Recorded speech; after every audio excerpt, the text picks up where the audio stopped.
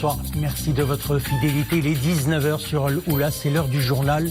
Voici les principaux titres de l'actualité.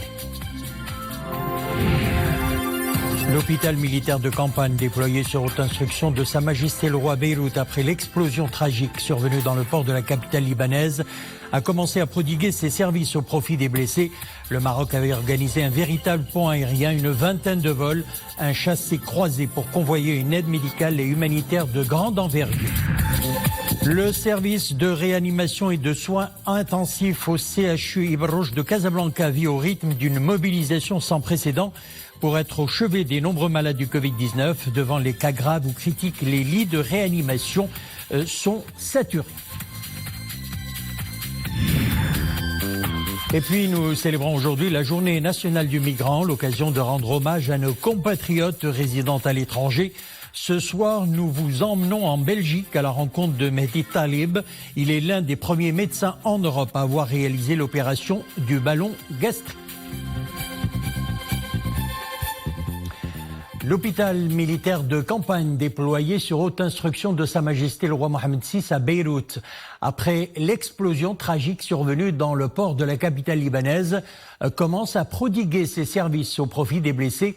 Composé de 150 personnes, dont 45 médecins de diverses spécialités, l'hôpital dispose de plusieurs installations et équipements sanitaires.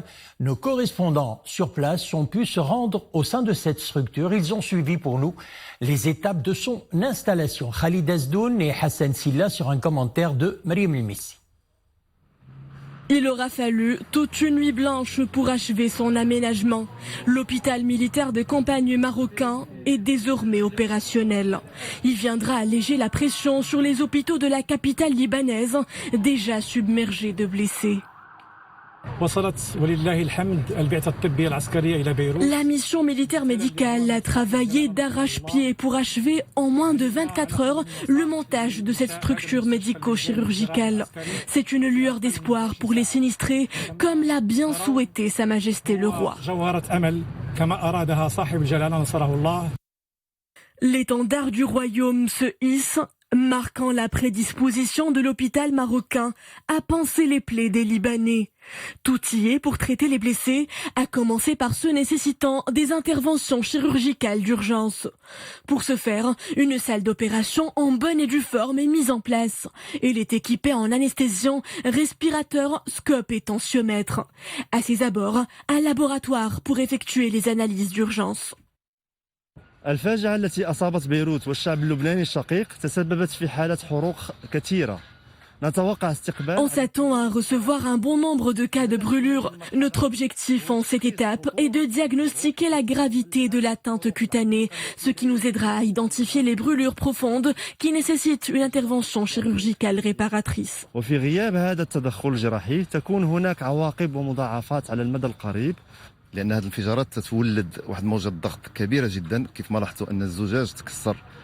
Ce genre d'explosion entraîne une onde de choc de haute pression.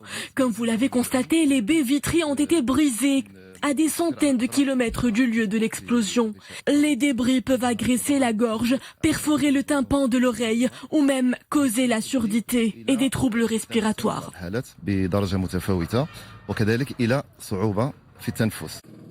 Ce matin, le staff médical et paramédical est déjà à l'œuvre. Il prodigue les soins d'urgence. Les patients libanais sont soulagés. J'ai été heurtée au niveau du crâne par une vitre en aluminium, ce qui a engendré des lésions au niveau de mon œil. Les médecins m'ont recommandé de faire un examen médical. Dieu merci, c'est sans gravité. Je souffre de blessures au niveau du visage et du bras. Le staff est professionnel, on m'a prise en charge sur le champ.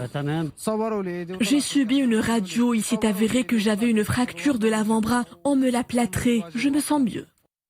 C'est aux environs de la corniche du fleuve Nahar Beyrouth, au nord de la capitale, que l'hôpital militaire de campagne marocain prend ses quartiers. Son staff médical et paramédical est composé de 150 personnes, dont 40 médecins de diverses spécialités.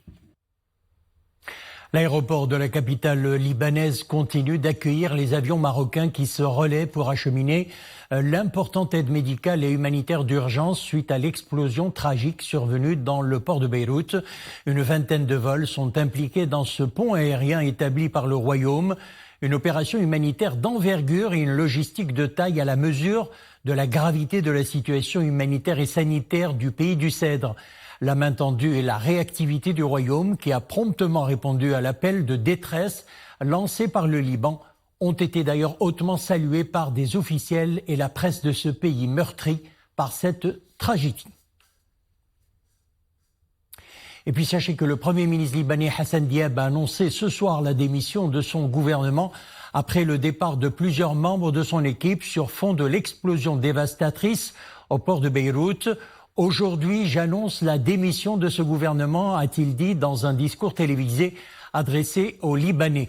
Depuis hier et face aux protestations de la population, 4 ministres ont déjà présenté leur démission. Le cabinet de Hassan Diab avait été formé en janvier après la démission de celui de Saad al-Hariri sous la pression d'un mouvement de contestation populaire inédit.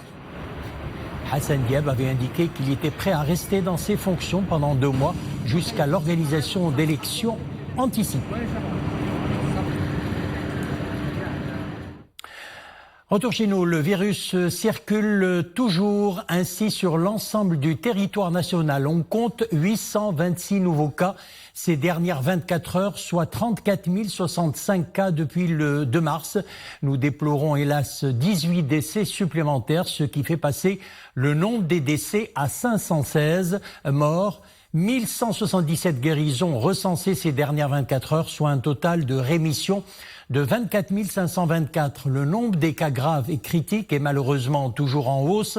127 personnes sont actuellement admises dans les unités de réanimation et de soins intensifs, dont 48 sont sous respirateur. Intensifions donc les gestes barrières et les consignes sanitaires pour juguler la propagation du Covid-19. Depuis donc un peu plus de 2 semaines, le service de réanimation et de soins intensifs du CHU Barrouch de Casablanca est sous tension. Les lits de réanimation sont saturés et la pression se fait ressentir, ce qui augure du pire dans la prise en charge des patients en situation critique, voire sévère. Nous le verrons dans ce reportage de Mohamed Chikir et Oumaima Rabli. C'est le 5e service de réanimation qu'on est en train de préparer pour l'ouvrir. Tous les autres services sont pleins. Il y a des malades qui attendent des urgences, des malades graves, en détresse respiratoire, qui ont besoin de réanimation. Un témoignage qui sonne comme un signal d'alarme en plein milieu du nombre croissant de cas graves de Covid-19 admis dans les services de réanimation. Une course contre la montre s'engage à l'hôpital Ibn Rushd de Casa. Les lits de réanimation se font de plus en plus rares. Pour cela, un 5e aile est en cours d'aménagement. Si on ne prend pas les précautions qu'il faut pour justement essayer de limiter cette pandémie, donc on va être rapidement dépassé, les hôpitaux seront rapidement dépassés, les soignants seront rapidement dépassés. Il faut absolument que chacun assume sa responsabilité, prenne sa responsabilité et prenne les précautions qu'il faut pour justement essayer de cerner cette pandémie. Et il est possible de la cerner. Mais en attendant, les services de réanimation sont débordés et frôlent même la saturation. Les patients qui y sont admis souffrent de troubles respiratoires aigus. La situation est critique. Les malades sont toujours dépendants à l'oxygène. La plupart des malades, on a des cas graves, ils nécessitent l'intubation, sont intubés. Donc, je vous passe un message à la population externe qu'ils doivent respecter la distance entre eux, porter les bavettes. Il faut se protéger. Donc, il faut respecter les consignes du ministère de Santé, c'est-à-dire il faut se laver fréquemment les mains. Il faut éviter là où il y a beaucoup de monde. Il faut éviter les agglomérations, il faut éviter là où il y a les cafés, les restos, là il y a beaucoup de monde, il faut éviter les réunions familiales où il y a plus de 10 personnes. Et si la pression sur les services de réanimation ne cesse d'augmenter, c'est parce que notre comportement est loin d'être exemplaire. Nous célébrons aujourd'hui la journée nationale du migrant, l'occasion de rendre hommage à nos compatriotes résidant à l'étranger, des hommes et des femmes qui font la fierté de leur terre d'origine, le Maroc. Ce soir, nous vous emmenons en Belgique à la rencontre de Mehdi Talib. Il est l'un des premiers médecins en Europe à avoir réalisé l'opération du ballon gastrique. Son portrait en images, Mehdi Mourine, Hassan El Bourouti et Omeima Rabbi. Au cœur vibrant de l'Europe, à Bruxelles, un nom s'impose, le Mehdi Talib, un médecin pas comme les autres, car lui touche à tout. Auteur, réalisateur, compositeur et sportif de haut niveau, c'est l'histoire des débuts d'un gastro-entérologue entré dans les annales.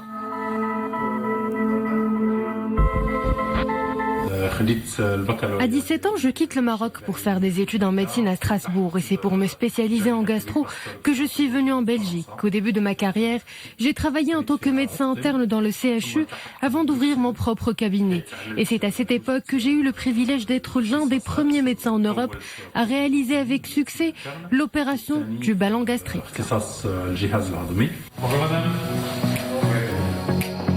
Une première dans les années 90 et lui vaudra une grande renommée en Belgique. Mais pas que, le Mehdi Talib est connu pour avoir plusieurs cordes à son arc.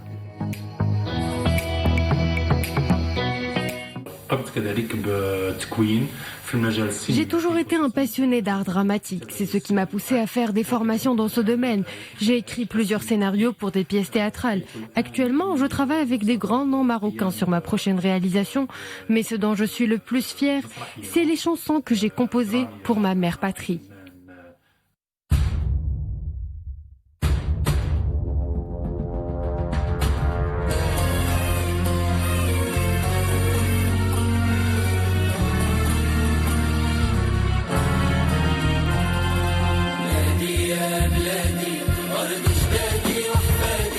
Bladi et Lion de l'Atlas, des compositions qui font la fierté de cet homme attaché à sa mère patrie, malgré la distance.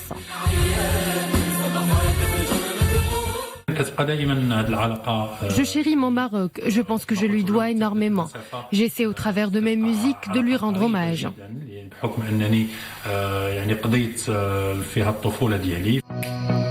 Changement de décor, loin du cabinet, nous faisons à présent la connaissance de Mehdi Talib, l'ami, l'acolyte de sport. Sa détermination et son dévouement le distinguent. Parole d'ami. Pour moi, Mehdi est un frère. Je le connais depuis des années maintenant. J'ai fait sa connaissance dans une compétition sportive. Il est très déterminé. Il va toujours au bout des choses. S'il n'avait pas choisi de privilégier la médecine, il aurait été connu pour ses prouesses dans le domaine de l'athlétisme. Mais avec les études, il était très difficile de combiner un parcours professionnel en athlétisme avec les études de médecine qui étaient très fort chargées. Donc pas possible de s'entraîner tous les jours 2-3 fois. Et donc du coup, voilà, je fais un bon temps, même encore actuellement à mon âge. El Mehdi Talib, 54 ans, son parcours force l'admiration, un rôle modèle inspirant.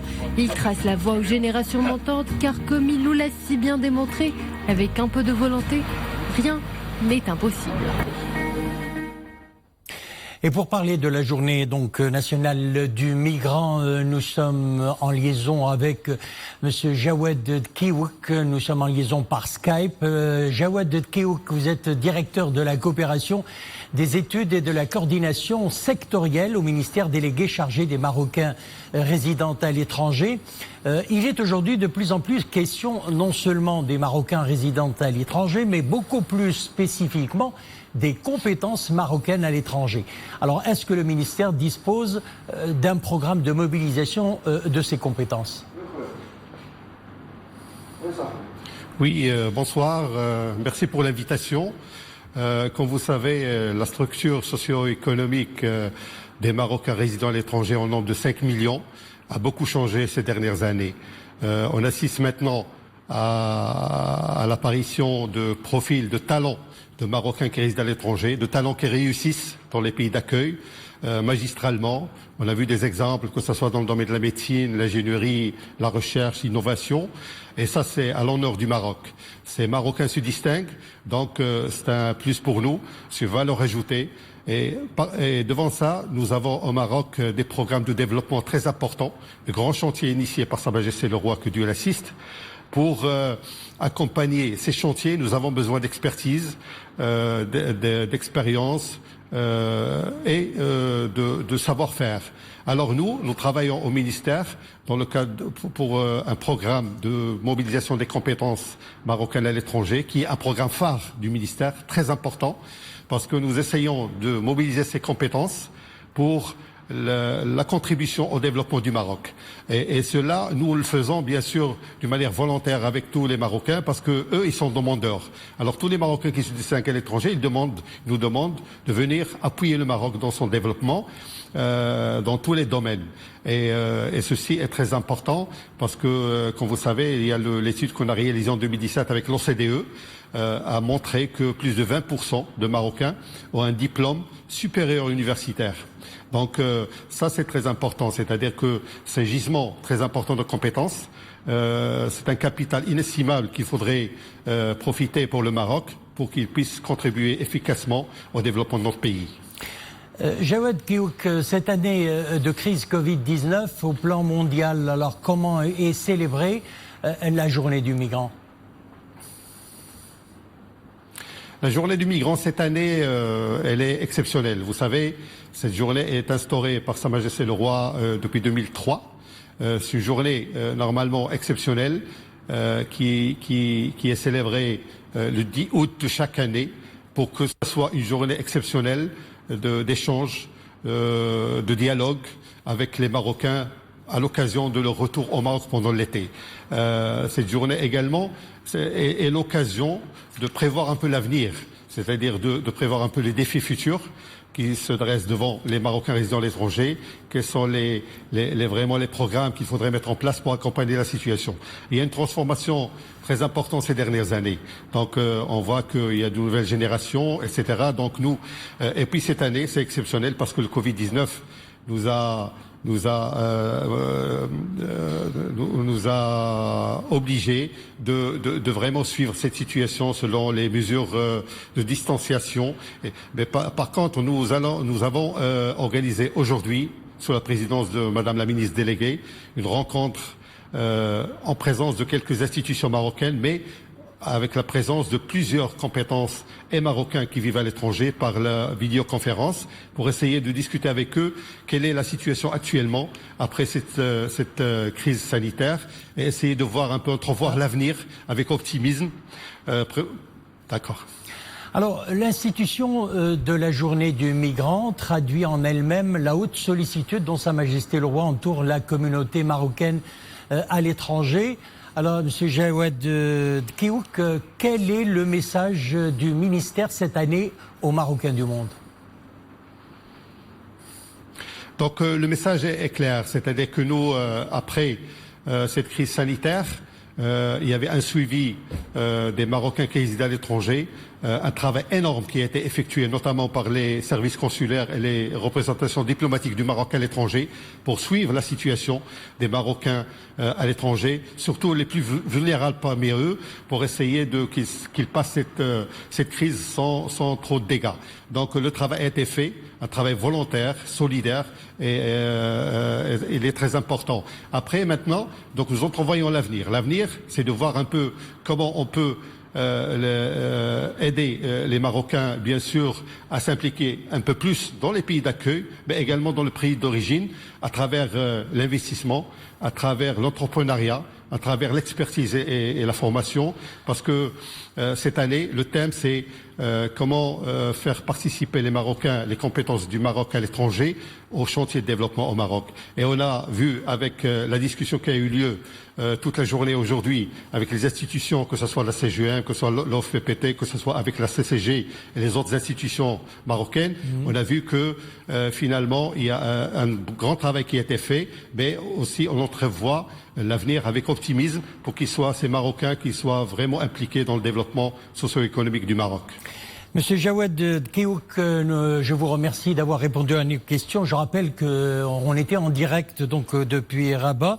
Je rappelle également que vous êtes directeur de la coopération des études et de la coordination sectorielle au ministère délégué chargé des Marocains résidant à l'étranger. Merci.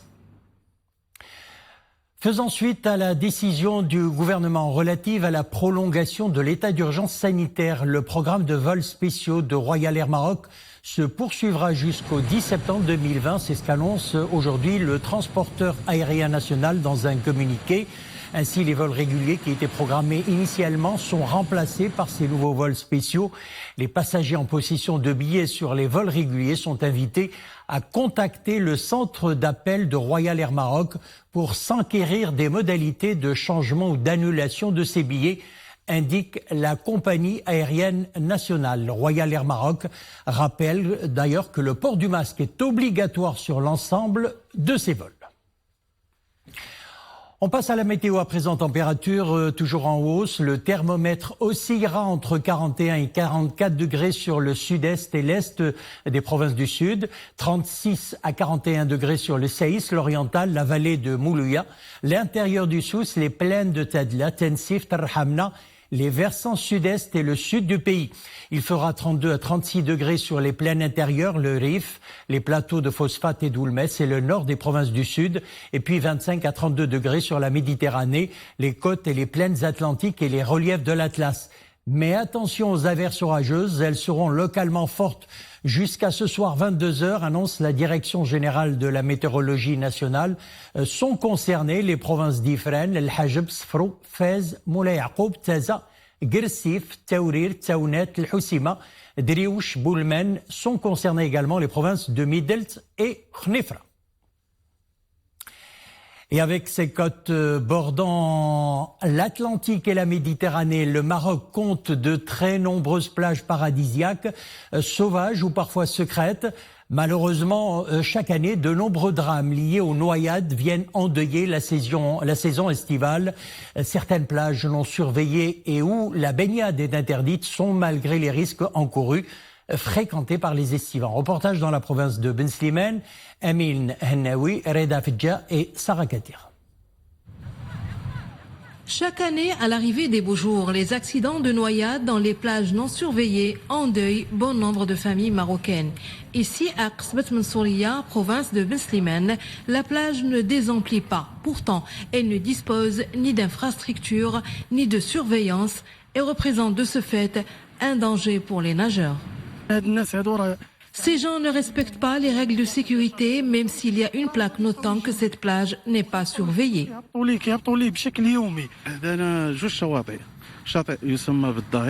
Ici à Mensouria, les plages Qsbat Mensouria et Daya sont très prisées en cette saison, donc vigilance est de mise. Certains nageurs ont tendance à ne pas mesurer les risques et ignorent les consignes de sécurité les plus élémentaires, à savoir quand une plage n'est pas surveillée, elle est éminemment dangereuse. Ces plages ne bénéficient d'aucun service, ni propreté, ni surveillance, donc c'est aux estivants de surveiller la propreté des lieux. Ils doivent aussi être très prudents lors des baignades.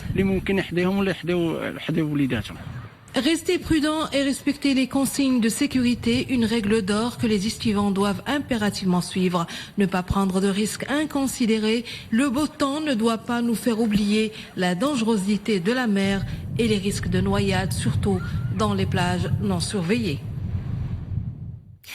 Des plaisirs de la mer à ceux de la montagne. On va à Ifrane en ces temps de forte chaleur. La destination est aussi très prisée par les estivants. Le lieu est verdoyant et plein de fraîcheur et c'est seulement à quelques kilomètres de la ville. Reportage Ahmed Fadeli, Dominique Orlando. Nous sommes aux environs très proches d'Ifrane. Le clapotis d'un petit cours d'eau voisin y fait office de fil conducteur et chacun s'y dirige presque machinalement à la recherche d'un brin de fraîcheur. Avec mes amis, nous venons de temps en temps ici, c'est à 5 km d'Ifrane, cela nous évite les espaces où il y a trop de monde.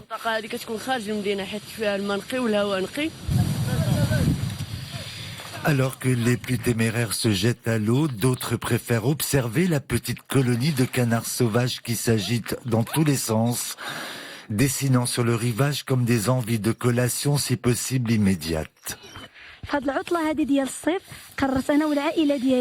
Ma famille et moi sommes ici pour profiter du paysage et de l'air frais. Les enfants sont heureux et ils paraissent bien plus épanouis qu'en ville. Le site plutôt agréable donne envie de se prélasser en essayant de ne penser à rien qui puisse obstruer cet état contemplatif. Jouer aux cartes en plein air n'a jamais semblé aussi plaisant sous le regard du reste de la famille qui veille à ce que tout se déroule au mieux. Certains ont même décidé de camper sur le site ce soir même, persuadés que la nuit aura une saveur bien différente des autres soirs. Voilà, je rappelle, c'est à quelques kilomètres d'Ifrane, un lieu à découvrir. C'est la fin de notre édition. L'info revient à 21h. Excellente soirée, on se retrouve demain.